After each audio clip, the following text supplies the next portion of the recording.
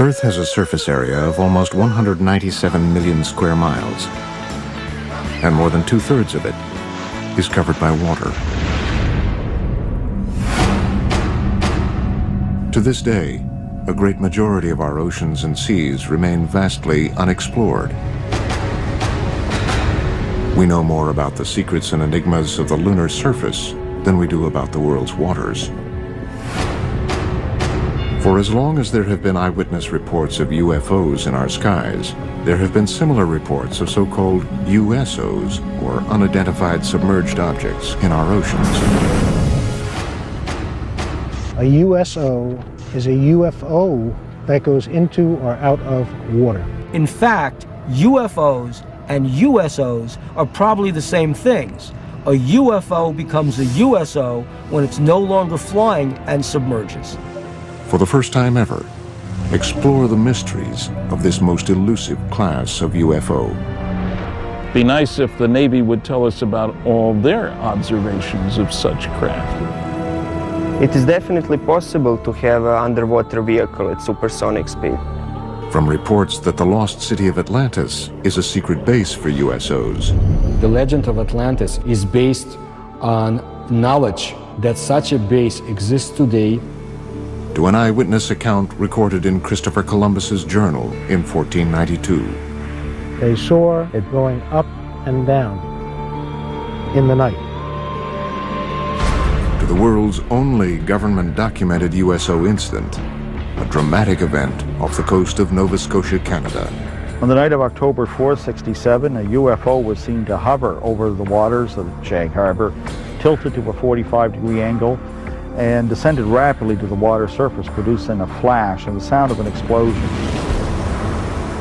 According to researchers, deep-sea UFOs continue to lurk through the uncharted waters of Earth. Have UFOs visited our planet? Or are they already here?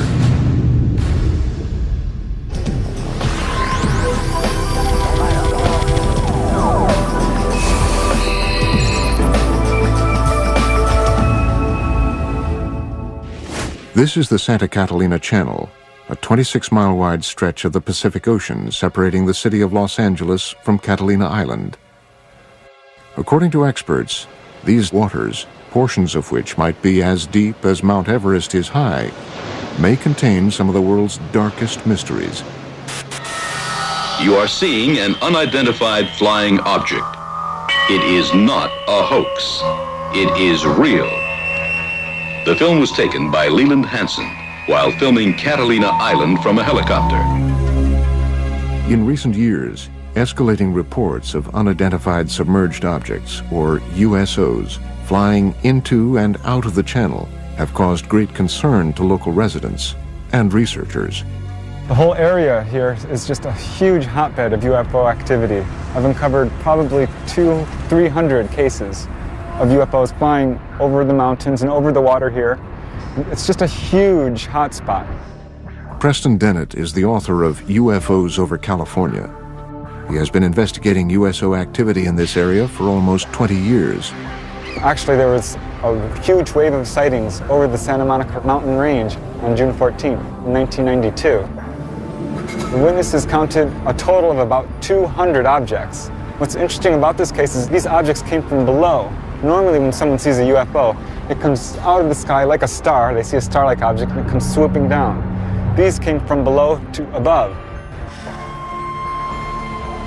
June 14th, 1992, 10:24 p.m. For almost 2 minutes, the waters of the Pacific Ocean explode with light as hundreds of bright, disc-like craft are witnessed flying out of the water together. Similar to other reports of USOs exiting the water, these craft emerge from the Pacific in almost complete silence. They reportedly hover for a moment before bursting into space. Reports of this incident were phoned into local police departments as far away as Malibu. The following is an actual call that was placed on that day. Monster Sheriff Station. Did anyone report anything strange tonight? Can you be other than one specific? Strange. Lights. Lights? Yes. What exactly happened to you? I'm ashamed to tell you because I think you're going to think I'm crazy. We saw what we thought was a bright light up in the sky. Okay. We could hear, it wasn't a helicopter. I'm telling you, I have never been more frightened in my life. According to Dennett, the incident was also reported to the U.S. Coast Guard sector in Long Beach, which ultimately declined the search request. This 1992 event was the second in Los Angeles in 3 years. On the dark, foggy morning of February 7th, 1989, scuba divers, boat sonar systems, and people on the shore witness a long, dark, unidentified craft dive out of the Pacific. For about 90 seconds, the USO rests just above the surface before emitting about a dozen smaller, fast-moving objects. 60 seconds later, the craft dives back underwater. Its last reported sonar heading was south toward the Santa Catalina Channel before it disappeared. And it involved dozens of objects which were seen off the coast of Marina del Rey. On occasion, some of these craft would emit smaller craft, about 20 feet in diameter. And these were seen moving underneath the surface of the ocean, and they were coming in and out of the water. As the 1947 incident at Roswell sparked worldwide curiosity about flying saucers, these events near Los Angeles have sparked a current wave of research into the capabilities and threats of so-called USOs. The oceans of the world covering, 70% of the planet, they hide a lot of history and a lot of mystery. There's a very good reason for a whole society of creatures, sentient creatures, advanced creatures living underwater because nobody goes there. It's fascinating to think of the underwater UFOs because they know a lot about this planet that you and I don't know. Unique to the USO phenomenon is the reported ability of these craft to multiply and break apart. One such astounding case has become known as the Golfo Nuevo event. On February 8, 1960, the Argentinian Navy is on alert as they track two unidentified submarine-like objects in its waters, thought to be American subs. Then, according to reports, the underwater objects are seen on sonar to break apart and fly out of the water. Sonar contact, 173, 438 yards. Bridge combat, sonar contact, 173, 438 yards. Two gigantic submarines sighted by the Argentinian Navy in 1960 inexplicably multiplied into 6 other submarine objects. The Argentinians were never able to catch them or destroy them because the objects simply disappeared. The case even caught the attention of the Soviet Union's most senior officials. Nikita Khrushchev, who was the leader of the Soviet Union at the time, was so much intrigued by the whole story that he sent his diplomatic attaché in Buenos Aires to find out what's been going on. While some researchers contend that these reported cases might be nothing more than military submarines firing torpedoes, others argue that submarines were not capable of firing 6 or more objects in 1960. Late USO researcher Ivan T. Sanderson's 1970 book, Invisible Residents, was the first to analyze the USO phenomenon. He reports on another remarkable example of USO behavior. In March 1963, a U.S. Navy submarine exercise is progressing as planned 100 miles off Puerto Rico. Suddenly, one Navy sub abruptly breaks from its assigned route after picking up an unidentified object traveling at speeds in excess of 150 knots. The submarines are astonished by the depth at which the unidentified craft is moving, 20,000 feet underwater. It gave the acoustic signature of a single propeller type of motion through the water, and it was tracked at depths down to 20,000 feet, whereas a typical crush depth for a submarine would be 7,000 feet. So this thing, whatever it was exceeding the technical capabilities of submarines at that time and even today. The vessel is tracked for almost 4 days by the entire carrier group. The object would reportedly propel away at impossible speeds and then stop and rest, allowing for continued tracking by the Navy. Reports about this event were sent back to Sinclair Fleet Headquarters in Norfolk, Virginia. However, an official determination into what was seen on sonar that afternoon was never made. But according to reports, the Navy lost track of the craft after midnight on the fourth day. It was never picked up on sonar again. Nobody advanced a theory as to how something could move that fast. We have reports of USOs going into and out of the water, but we don't have any of the technical data. Flying saucers that are above the ground, people see them. But what's underwater, the Navy sees them. And the Navy isn't talking about what it's finding.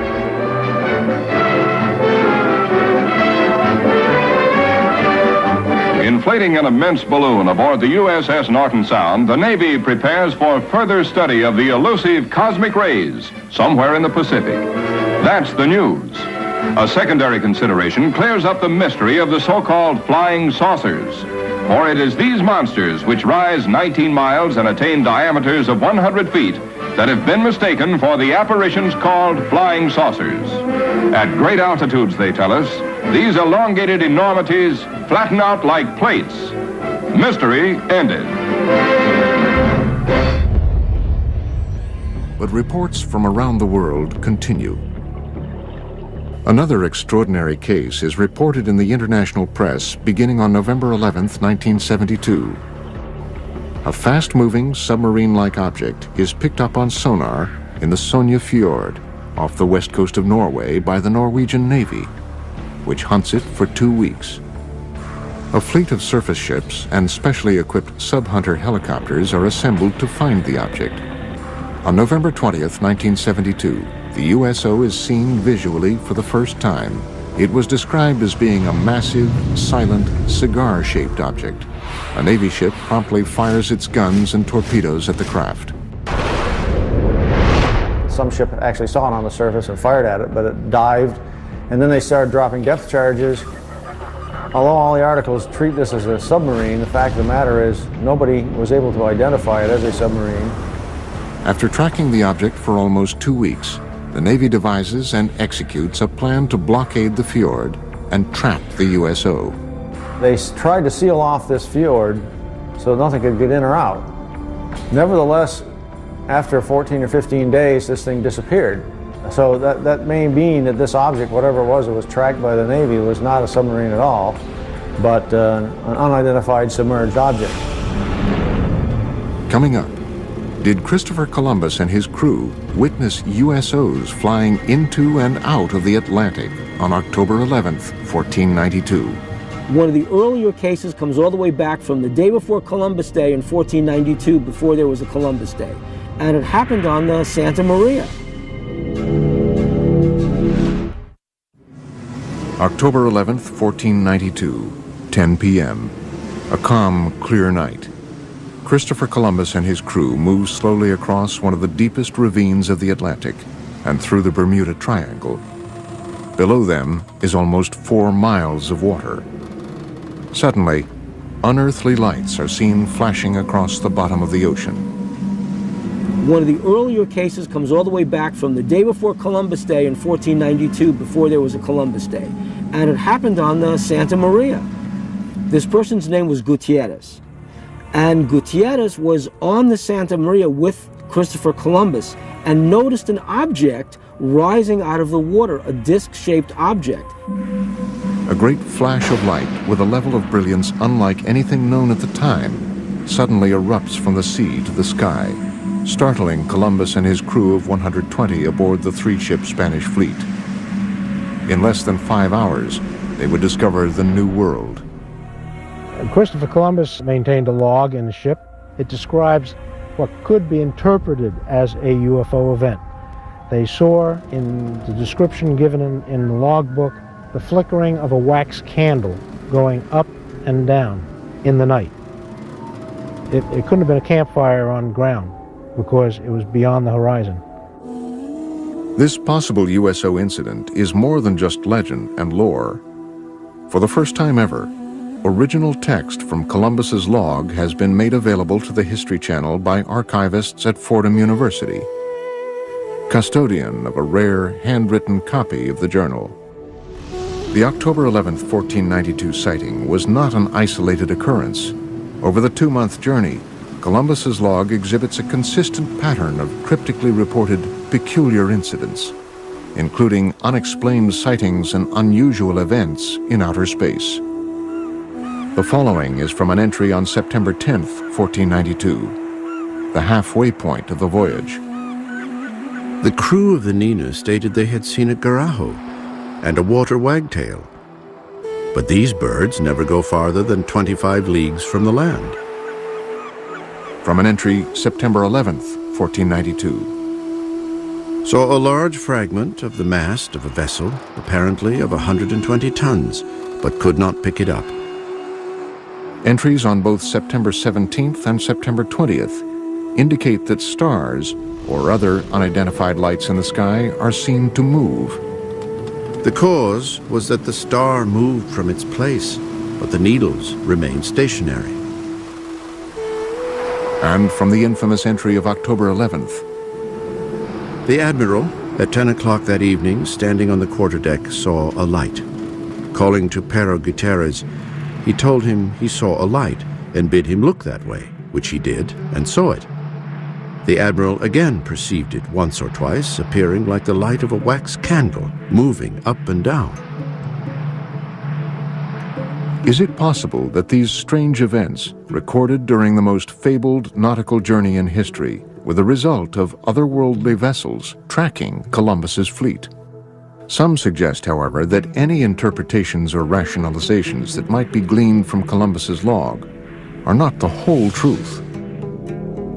If Christopher Columbus saw a strange thing come out of the water, fly around his ship, and then take off, would he have told anybody about it? They'd have locked him up in the brig instantly. The guy's crazy, because things can't do that. One of the earliest USO reports comes from 329 BC. After witnessing what he described as shining shield-like objects flying into and out of the Jaxartes River in India, Alexander the Great was so convinced that he witnessed otherworldly vessels, he spent the final 6 years of his life searching for evidence of these objects in a diving bell, believed to be the world's first submarine. Some conclude, however, that Alexander's underwater adventures had a greater goal, finding and conquering the one kingdom that had eluded him, Atlantis. Well, Atlantis first enters literary history in the philosophical dialogues of Plato. These are the Timaeus and the Critias. The gods, bothered by the attitude of the Atlanteans, decided to destroy Atlantis. In one day and one night, they destroyed it with a cataclysm, and it sank. To this day, researchers continue to speculate about Atlantis as a hub of USO activity. The legend of Atlantis definitely is based on knowledge, probably lost by today, of some secret underwater civilization. Atlantis's supposed location in the Mediterranean would have provided USOs a convenient position from which to monitor human civilizations and their shipping routes to and from Asia Minor, Rome, and Athens. The Mediterranean was the cradle of ancient civilization. The Phoenician traders traveled back and forth between the Middle East and Greece across the Mediterranean. If there were a culture of either aliens or original inhabitants of planet Earth who wanted to seed the planet, to seed humanity with myth, the Mediterranean is a natural base for them to set up an underwater facility. Well, I don't know if Plato was talking about unidentified submerged objects when he came up with Atlantis, but I suppose there are people who, number one, assume that Atlantis is real, number two, that it's somewhere in the Atlantic, number three, that it's buried under thousands of feet of water. The ancient Athenians, however, were not the first to record stories of unidentified objects in the oceans. Experts believe the ancient Egyptians may have even recorded sightings in their hieroglyphic drawings. In ancient Egypt, in the temple at the city of Abydos, somebody made an inscription, a depiction of a submarine. There was another depiction of an object that looks like a helicopter. Who made it? How did the ancient Egyptians know about it? We have no idea. One of the earliest European cases is a series of reported English sightings in the 11th century. One of the oldest cases I have on the site goes back to the year 1067. It has to do with this people in the countryside seeing something flaming in the sky that came down to earth, lit up the countryside, and then went up again, and then into the sea. Carl Feint has been researching USO phenomenon for almost a decade. His internet site, waterufo.net, has an archive of over 900 current and historic USO reports. According to Feint, one of the 20th century's first cases was reported in detail in the Philadelphia Inquirer on August 1, 1904. A British cargo ship, the Mohican, en route to Philadelphia was, according to the paper, enshrouded in a strange metallic vapor which glowed like phosphorus. I have found out recently that that case is a heck of a lot more detailed and scary than originally shown. The captain and the crew confirmed that an object came across the ocean, a cloud, approached the ship, and it was glowing. Not a meteor, going straight down. It's coming across the sea. As it came towards the ship, the captain was trying to distract the crew to get them to do something different, and get over the fear. They couldn't move anything while the cloud was around the ship. The Inquirer further reports that during the event, the ship's compass revolved with the speed of an electric motor, and the sailors were unable to raise pieces of steel from the magnetized decks. The story goes on to quote the Mohican's Captain Urquhart, who confirms that the account is vouched for by every man of the crew. But perhaps the most astounding USO-related event, according to experts, is a Canadian case from 1967. The Shag Harbor case is the most important USO case in documentation. The UFO moved underwater to a different point. A second UFO joined it. Coming up, we visit Shag Harbor, Nova Scotia on the 38th anniversary of this crucial USO incident. On October the 4th, 1967. That's where the lights was, right behind me on the water.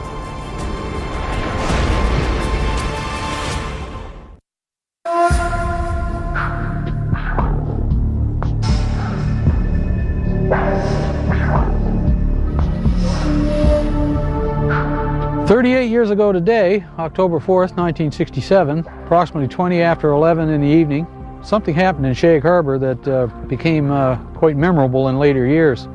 The night of October 4th, 67 has become known as the Night of the UFOs among many UFO researchers. The Shag Harbor incident has become the best known aspect of that night. Chris Stiles and Don Ledger have spent the past decade researching the 1967 Shag Harbor USO incident. The case, widely reported throughout Canada at the time, had been largely forgotten in subsequent years. Their 2001 book, Dark Object, reopened the case, shedding new light on the many reported USO events of that night and the weeks following.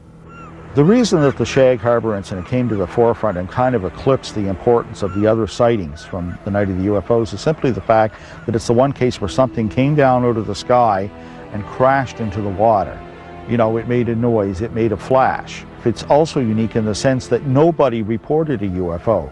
Several calls came in very quickly to the nearby Royal Canadian Mounted Police Detachment, and those reports said simply that people had seen lights, or perhaps an aircraft had crashed into the waters of what they called the Sound. The interest and the concern was totally for the possibility of survivors. Nobody reported a UFO.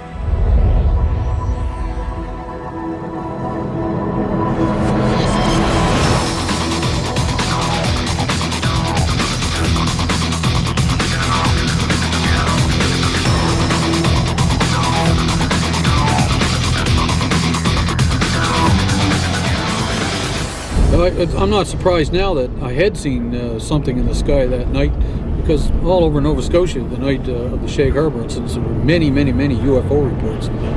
Just up around the bend, we'll be coming into Shag Harbor, and the site crowd gathered and watched whatever it was that happened here 38 years ago today.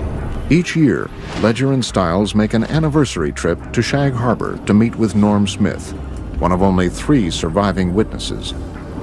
See the island out there? That's where it all took place, right off there. That's where we've seen the light in the water. Hey, sir. How you been? Good. Wow. How are you? Same old, isn't it?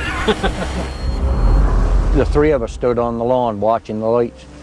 Eventually it started going, it looked like it was moving to us, and then on a downward slope towards the ground. We thought it was a plane crash, so we jumped in the vehicle in my old man's car and my uncle's, and we went up to this spot right here by the Irish Moss plant. And when we got here, there was probably 10, 12 other people. We watched the lights on the water for a period of 2 or 3 minutes, and then the lights disappeared. What happens next is indisputable. Before midnight on Wednesday, October 4th, the Royal Canadian Mounted Police officers who witnessed the event from the shoreline searched the water on boats until 3 a.m. with the help of several local fishermen, including Norm Smith. At noon on Friday, October 6th, Canadian Navy divers from Halifax arrive and search the area through the weekend. Eventually, 7 divers were dispatched from the Fleet Diving Unit in Halifax and taken down to Shag Harbour. The search effort continued through all the daylight hours of Saturday and Sunday, and by Monday morning that search was officially terminated in Ottawa. And they just simply state unidentified flying object and circle it and underline it. According to government reports, the object travels from the south to the north along the Nova Scotia shoreline. At one point, it stops and hovers. Then at approximately 11:20 p.m., it enters the water at a 45-degree angle, 300 yards offshore. Directly behind me where we seen the lights, right at Bomb Portage Island, directly behind me. When the Royal Canadian Mounted Police officers that had responded to the call arrived at the shoreline of Old Highway number 3, the UFO was still moving upon the surface of the water. The object also appeared to be leaving a trail of dense yellow foam. In the weeks following October 4th, the story becomes even more mysterious. The case is front-page news across Canada, and as Ledger and Stiles report in their book, in the days just prior to the Canadian military's official classification of this incident as a UFO event, a second craft enters the waters of Nova Scotia to rendezvous with the first craft. Then this thing resumed its headway back down this way at about 4,400 miles an hour and came down through northern New Brunswick, right down over the Bay of Fundy, across the southwestern tip of Nova Scotia, across this way, and went down in the water here. Authorities already knew the object was no longer there, that it had moved under the water and had come to rest on the seabed. It sat there for almost a week, right to the hour. And after that time, it began moving under the water to the Gulf of Maine with the aid of a second craft that was helping repair it. And the two of them broke the surface of the water and flew away out over the Gulf of Maine. Interestingly enough, there is a second report of a sighting 1 week in Shag Harbour of 2 sets of lights, one orange, one yellow, leaving the water and flying away. This case continues to inspire debate and continued research into the events of October 4th, 1967. There are a large amount of primary documents that support interpreting Shag Harbour as a crash scenario of the UFO. And in one of the paragraphs, it actually says a preliminary investigation has been conducted, and it has been discovered that this object is not the result of a flare, float, downed aircraft, or in fact any known object. I didn't know then, back 30-odd years ago, I didn't know whether it was a UFO or what it was. But nobody will ever make me believe that there was nothing there, because it was. Coming up, seen for the first time, video evidence of what might possibly be a USO emerging from the waters of Laguna Cartagena in Puerto Rico. And they are coming towards Laguna Cartagena. And later, a University of California scientist reveals that supersonic speed by deep-sea UFOs is not only scientifically possible, but likely. A region with perhaps the longest legacy of USO activity is the area around Puerto Rico. As the mysterious southern point of the Bermuda Triangle, the island has been at the center of USO debate for decades. Puerto Rico is a hotspot for underwater UFO activity, and it seems to match the pattern of other cases. Puerto Rico is considered in all of the Americas to be the place where there's the greatest number of USO sightings. Members of the Puerto Rican-based ufology group Project Argus agreed to lead a tour of some of the island's more notable USO-related areas.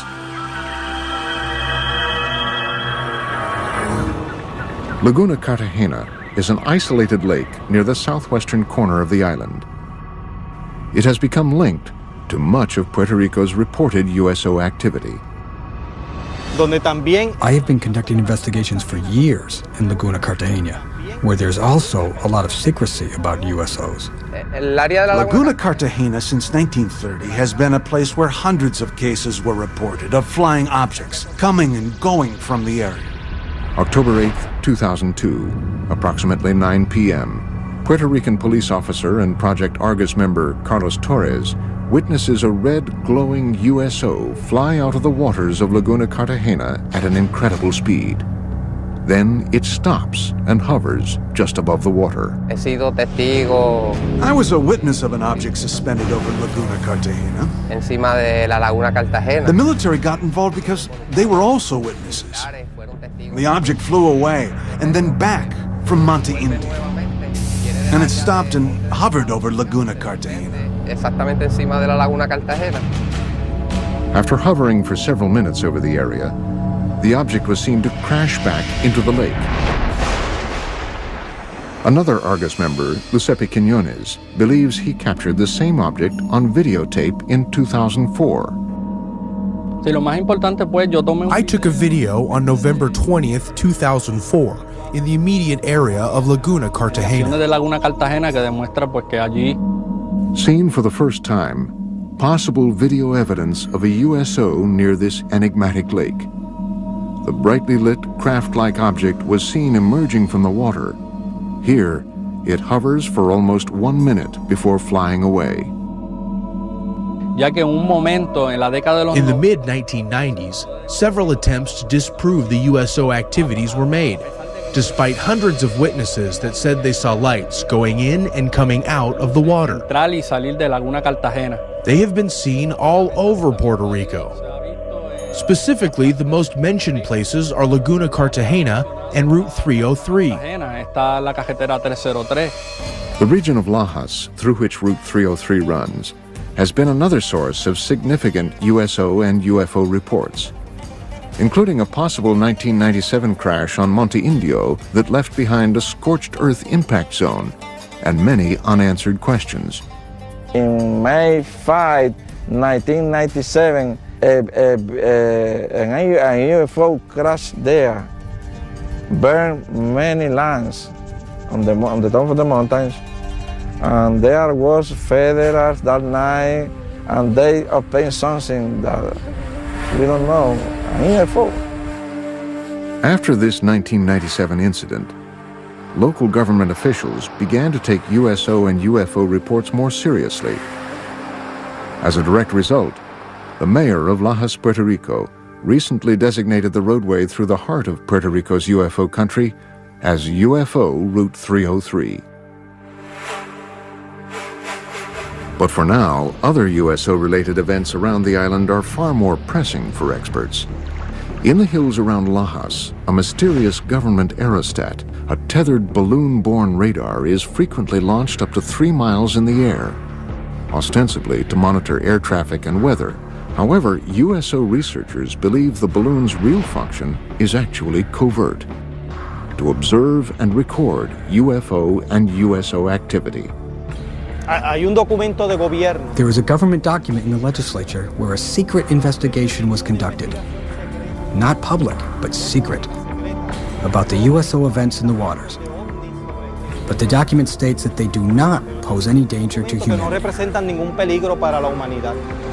The volume of USO reports from around this small island have prompted many to speculate that the deep waters directly below the southern tip of the Bermuda Triangle, just offshore, conceal more than USOs. Experts and researchers from around the world believe they possibly obscure a major USO base as well. It is suspected that there's a base between La Paguera in an area near Cabo Rojo. It is also supposedly very deep and cavernous, and it goes as far as Laguna Cartagena. The motive for them coming in and out of the water is so that they are able to enter in one area and come out in a different area in the underwater bases. Could all of these events simply be tied to local mysticism, or perhaps the cultural sway of the Bermuda Triangle? In Puerto Rican culture, the majority of the people here, even though they talk about the Chupacabra and the Bermuda Triangle, they do not believe in any of this. Or is there possibly something more? It's a reality. The USOs in Puerto Rico are real. There are hundreds of testimonies and witnesses. It's all real. I think that the UFO phenomenon is real. Here in Puerto Rico, there have been hundreds of cases. That is a reality. Coming up, possible photographic evidence of a USO exiting the waters of Gulf Breeze, Florida.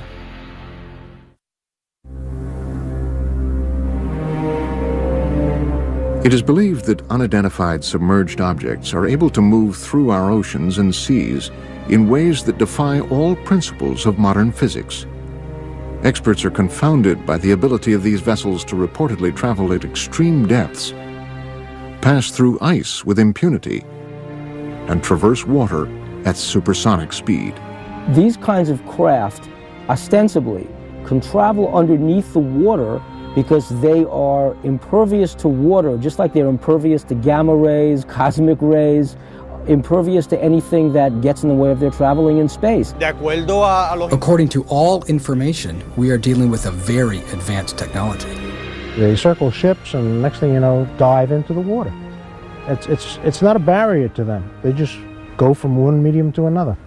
In late 1969, while conducting their regular Operation Deep Freeze ice-breaking exercises near Antarctica, U.S. Navy sailors aboard the USS Calcaterra reportedly witness an unidentified submerged object with some extraordinary capabilities. Ivan Sanderson in Argosy magazine, where he talks about an event somewhere in the Arctic when an object came up through the ice and took off. Really sort of burrowed its way through. A large submarine-shaped object at least 100 feet long is seen bursting out of the frozen ocean through several yards of solid ice at an incredible speed. But this case, however, is only one of many similar incidents reported by navies around the world. I know of one case that occurred near Leningrad. In the winter of 1976. A USO broke down through the ice, maneuvered underwater, and then again broke back out through the ice. They do melt ice. Now, if you had a meteor, the dynamics of the thing would break the ice into chunks and scatter them all over the place. With the UFO, it's a clean hole. USO witnesses have also reported seeing waterspouts beneath USOs as they exit the water, including Ed Walters, a resident of Gulf Breeze, Florida, who snapped this never-before-seen Polaroid picture of what appears to be a USO above a tornado-shaped waterspout on July 7th, 1988. So he was looking north towards Gulf Breeze across the Santa Rosa Sound, a distance of about 7,000 feet. He noticed that the water down beneath the object started to get all foamy or something. He could see it dancing around, and all of a sudden this column of water went up and contacted the bottom of it. The picture that he took actually shows that. Such cases have caused some experts to assert that USOs might possibly use water as a fuel source. There are those who feel that water is essential for the fusion process. There are a lot of cases where UFOs hover over reservoirs and small bodies of water, not only large bodies of water. It does seem to be some evidence that they can use water to help their craft in some way. They may use water as a fuel. When these cases where they talk about objects hovering over the water and seeming to suck water up in, certainly sounds like they need a big drink or something to keep going. Modern scientific theories abound about how USOs developed the ability to propel themselves through water with great efficiency. Researchers envision everything from massive jet-like propulsion systems to frictionless bubbles that cocoon the objects. So the engines wouldn't be engines as you and I would imagine engines. They would be generators generating a magnetic force, creating a magnetic envelope around the craft that repels the Earth's natural magnetism, hence allowing them to accelerate, decelerate, climb, fall, and navigate through the water. By exerting forces at the surrounding fluid, seawater, nice electrically conducting fluid, you control the drag, you control the flow, the speed, the lift. You can get around all the problems of high-speed motion under the water. A magneto-aerodynamic system would work similar to the electromagnetic submarine that was successfully tested. An electromagnetic submarine was in fact built and tested by the University of California, Santa Barbara in the mid-1960s. It took advantage of saltwater's natural ability to conduct electricity. The first successful test of an electromagnetic propulsion system was conducted on Earth in 1966, when this electromagnetic submarine was first demonstrated.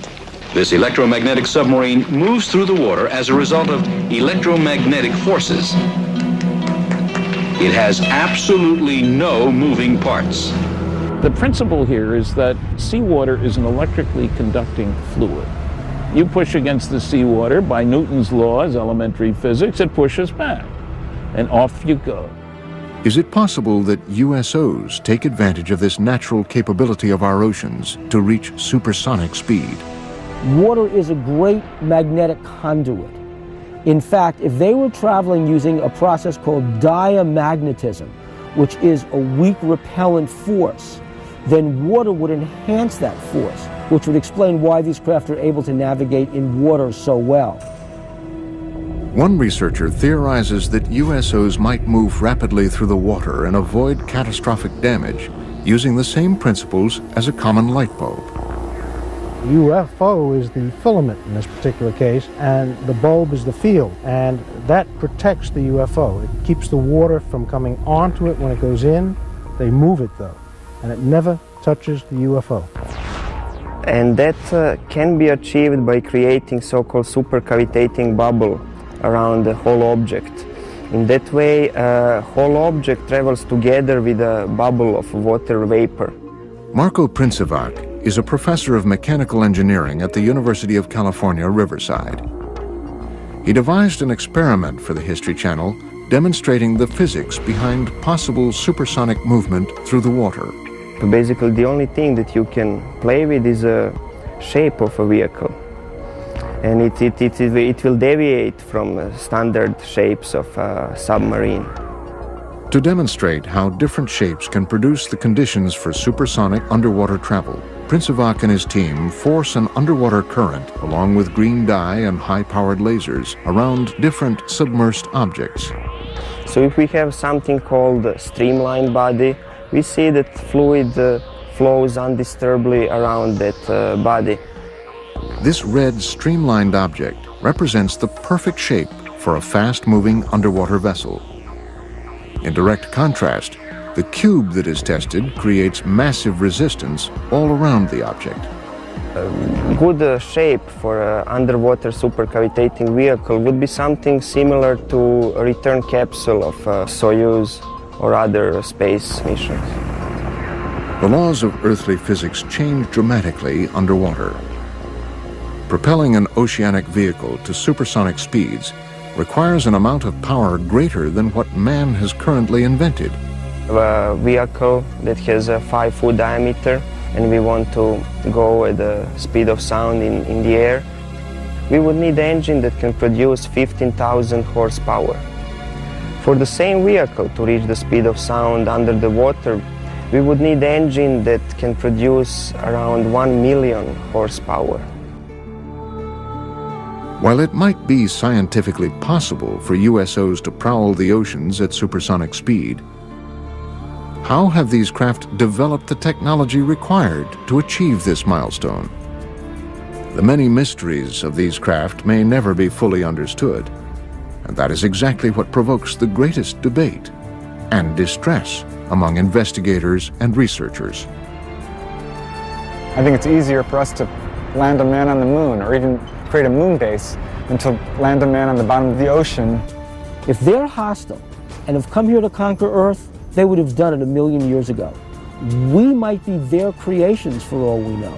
The Earth is conquered, we work for them, they live here, this is their planet. No one could get in.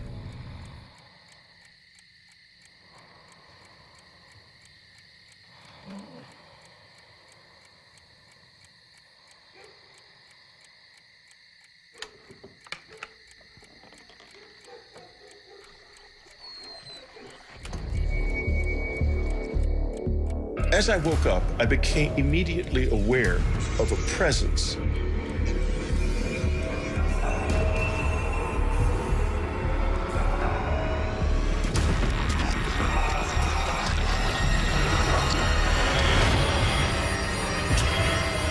Before I could do or say a thing,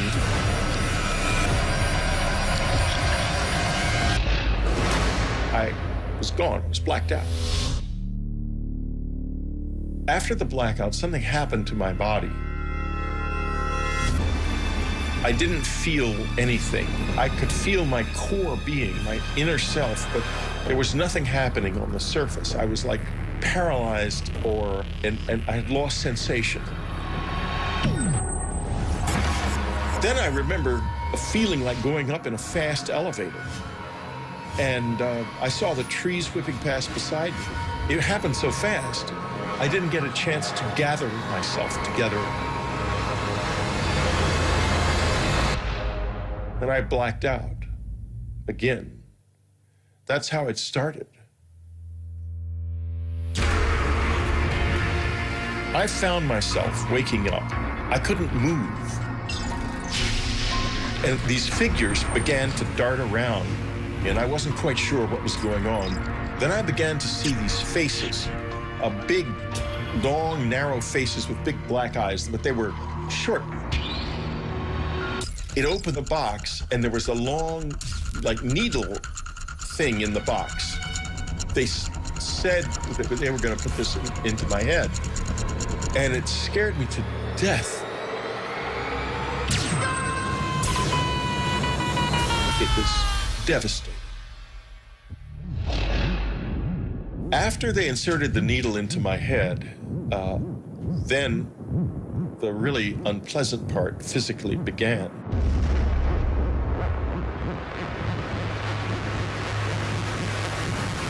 They inserted something into me. I blacked out.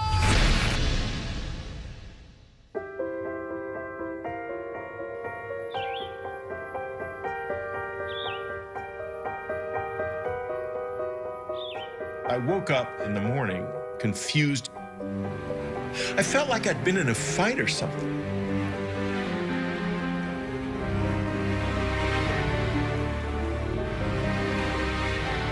I thought, this can't be true.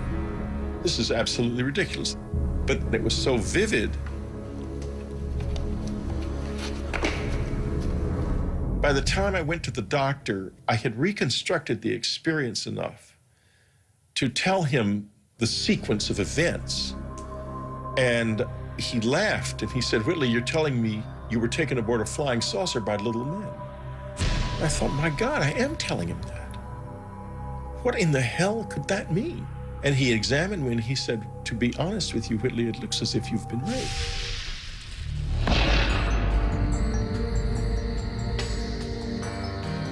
In the weeks following this experience, I was very unstrung. I began to fear that something might happen to my family. I fought with my wife, and I tried to get her to go and live somewhere else with my son where they would be safe from them. Can I turn on TV? No. We're still having supper right now. But we're not talking. Then concentrate on eating your food. I think I was probably quite short with him at times during that period. I was very concerned about them both. Maybe we should take a trip to the city. Just get out of here for a while.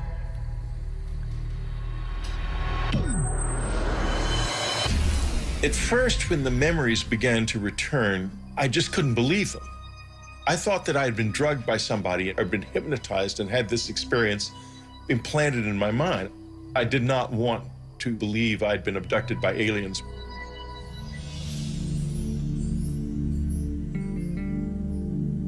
I also had done some research by then and found out that there was a lot of UFO activity in the area. In fact, there was, across the Hudson, there was a whole huge flap of the Hudson River Valley UFO sightings, which was still just in the process of ending when this happened to me. And that was only 30 miles away, 30, 40 miles away.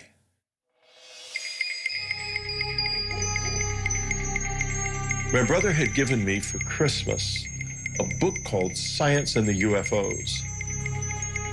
In it, I found a description of something that was very similar to what happened to me, and I was shocked. But I still was just scoffing at the idea of alien abduction, because at that point, anything but what might have really happened was what I wanted to grasp on. I wanted it to be something I could understand and handle, but I couldn't stop thinking, what if it's real? I want you to focus on my pencil. I was obsessed with continuing because I wanted answers badly. Barely keep them open. And my life just blew up in my face. Stop it, please, stop it. I had a close encounter of the third kind, for sake.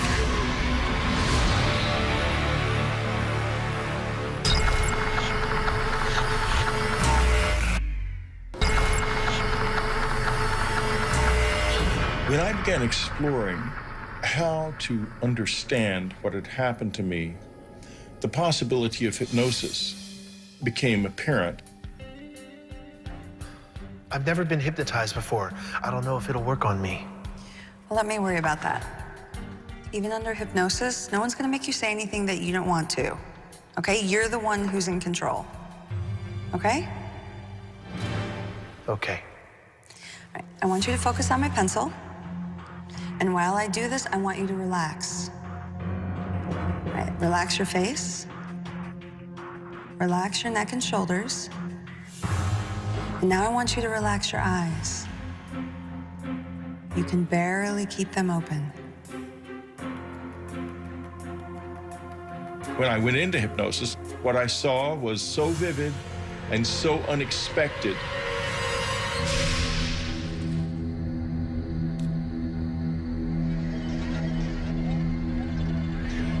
Something went past the window. Something went past the window? Something big. Someone else is in the room.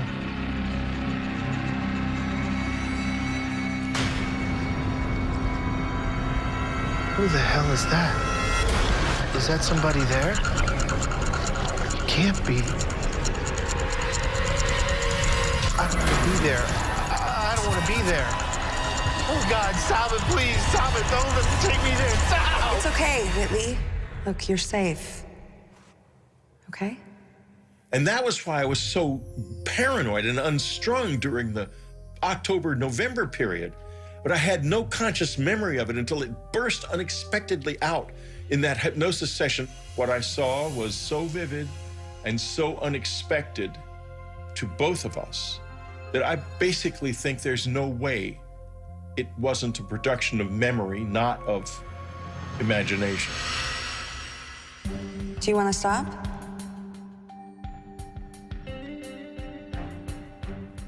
No. I was obsessed with continuing because I wanted answers badly. I had a close encounter of the third kind. For sake, I can't just ignore this. Okay. Now it's the night of October 4th. You've just woken up. And tell me what you see. Under hypnosis, I saw one of these alien figures standing in my bedroom. It touched my head with a wand that had an electric fizzle to it. And it flashed terrifying visions. The first one I remember is a vision of my son. Something is happening to him. And I had the impression he was dying or being kidnapped or something at the time, and it was very frightening.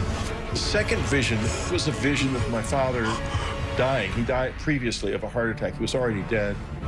And the sense of sadness I felt was profound. I loved him deeply. There was a third vision involved, an apocalyptic vision, the end of the world, and of everything being destroyed, either in a nuclear war or a natural catastrophe of some kind that looked like a war. I remember the sense of despair and helplessness that it brought me.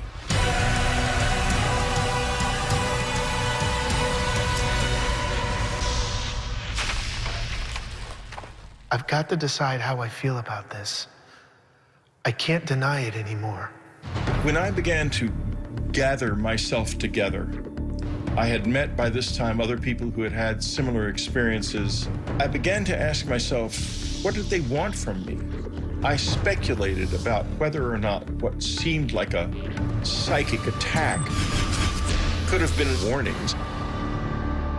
I have remembered more and more not only the vision of the apocalypse, but other warnings and consistent warnings, not only to me, but across the whole community of people who have had this experience. A lot of them get the same warnings, that we're in trouble, that our environment is in trouble. So I'm not alone in that. And that has become a really essential feature of my current life.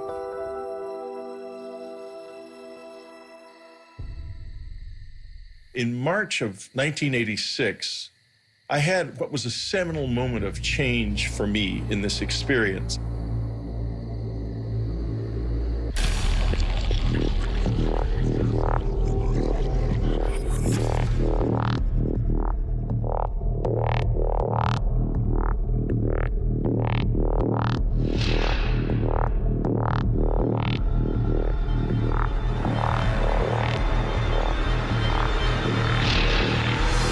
Oh, God. After it became clear to them that I was trying to engage with them, they began to respond in various ways.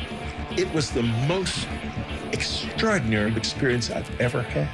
I remember seeing a bright blue light come under the door. I said, okay, let's do it. I just want to get to the bottom of this. I had no idea what I was in for.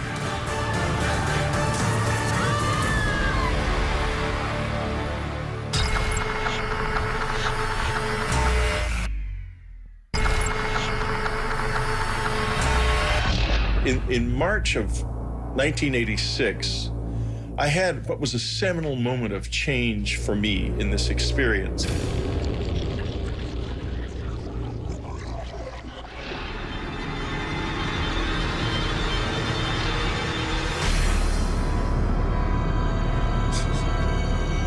The sensation I felt when I tried to move on that night was like I was being impeded by something that really slowed you down, like a thick tar or something. When they are there, you have a feeling that is almost impossible to describe. I was terrified, but I sort of forced a grin onto my face and tried to smile. I couldn't smile very well. I wanted to try to show them that I was not dangerous, that I was something that I wanted to know more. And there was a change then. After it became clear to them that I was trying to engage with them, they began to respond in various ways. They were trying to build a bridge, I think. I think that was the first moment when there was any kind of real exchange. I wouldn't say that, oh, this is definitely aliens. I would say that it was real and that we don't know what it was. That I am quite certain of.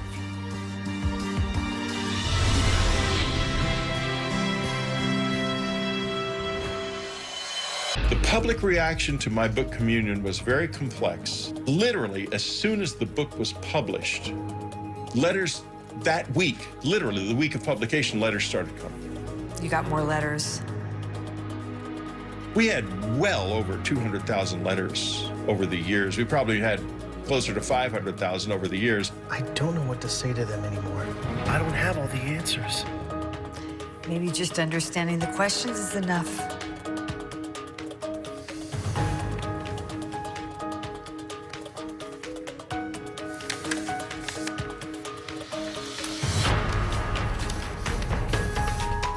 After I began to read them, I realized there's something happening on planet Earth that we do not acknowledge.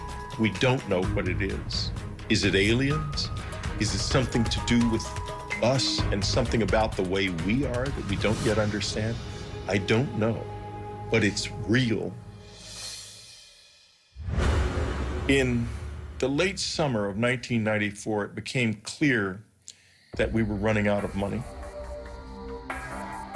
We began to not be able to pay our mortgage, and it became clear we had to leave. And so, at the same time, though, that this was happening, I was having one of the peak experiences of the whole thing.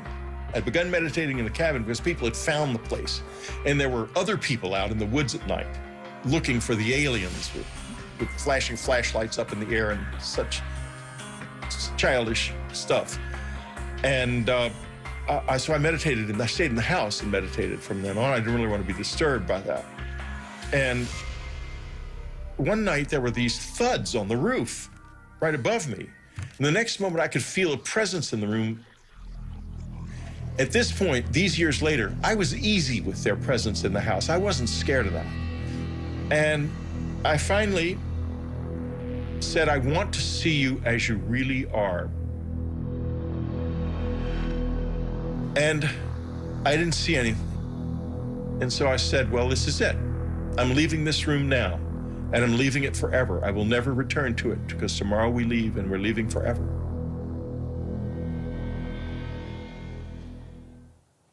And I left the room. I went to bed. I lay in the bed, still hoping something would happen. Suddenly I saw a light light up in the front yard. It was a bright, beautiful white light shining on the grass like moonlight, but 10 times brighter. I got up and looked out the window, and this light with rays coming out of it, and the rays penetrated my body, some of them, and I could like taste his presence in the rays. It was the most extraordinarily beautiful experience I've ever had.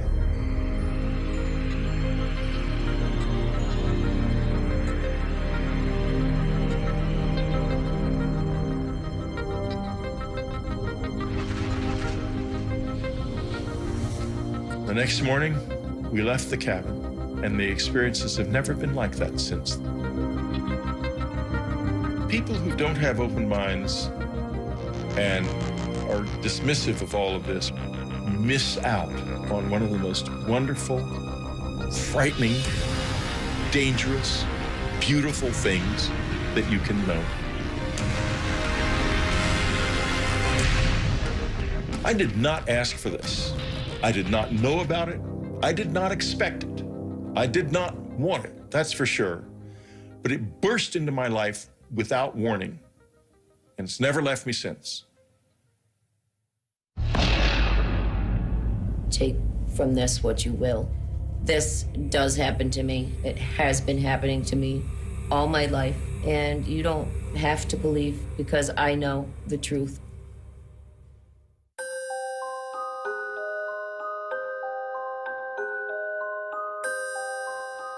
My earliest memories of being abducted by aliens were when I was very young, 5, 6 years old.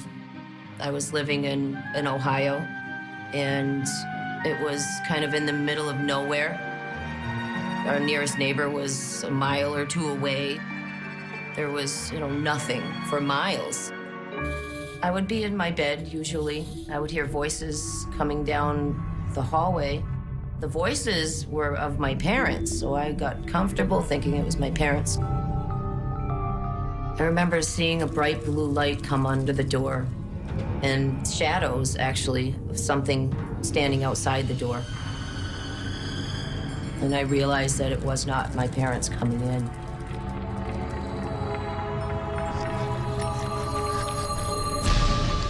When they got close, I'd see those black almond-shaped eyes just staring right at me. Emotionless eyes just looking at me. and they would extend their hand and I would grab it as if I was really comfortable with them and had done this many times before. And they often would let me take my favorite stuffed animal with me. As a child, I didn't realize that these beings didn't visit everybody at night. I thought when people went to bed, the bald men would come for everybody, and it was just a normal thing.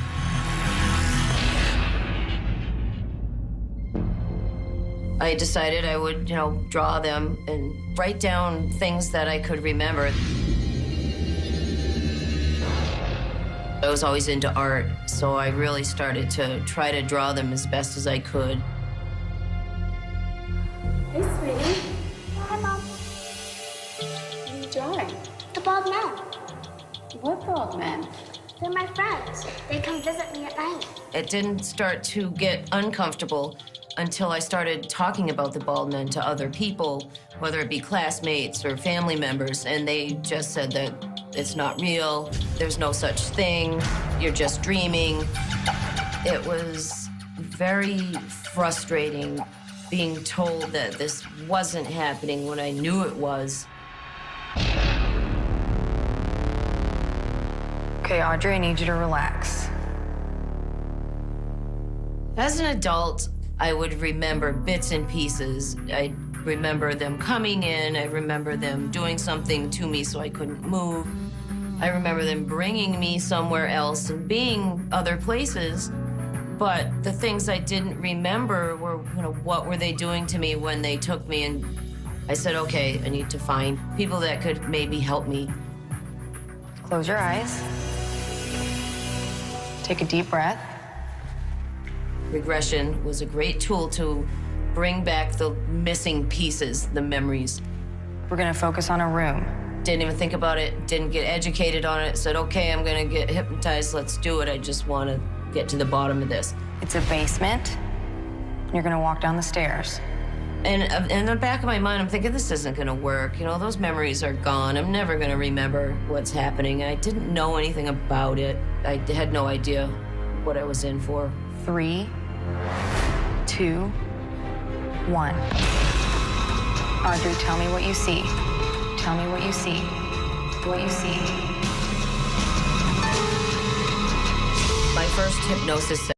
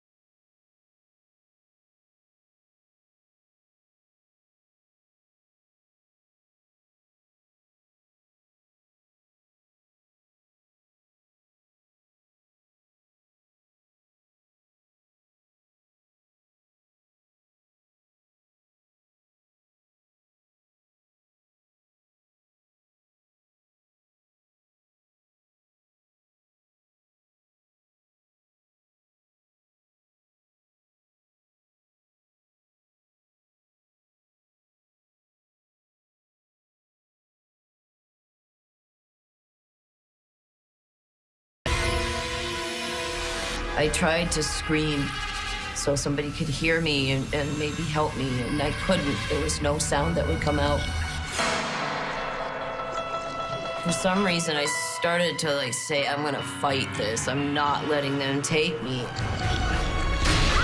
As I grabbed him, I heard in my head, watch out for the mother. And then I let go. I felt something stick me, and it was a burning sensation instantly, to a point where if I moved any muscle, it was like my whole body was on fire. It's weird because they kind of position you the way they want, almost like they can do it with their mind. Once you can't move, they can move you. So as I was levitated off the bed, and I could feel myself moving straight ahead, and I knew straight ahead my dresser was there with a mirror, and it's backed up against the wall. I realized that I was going right through it, and I could see my feet go right through the mirror. I realized that I'm outside and it was really, really bright.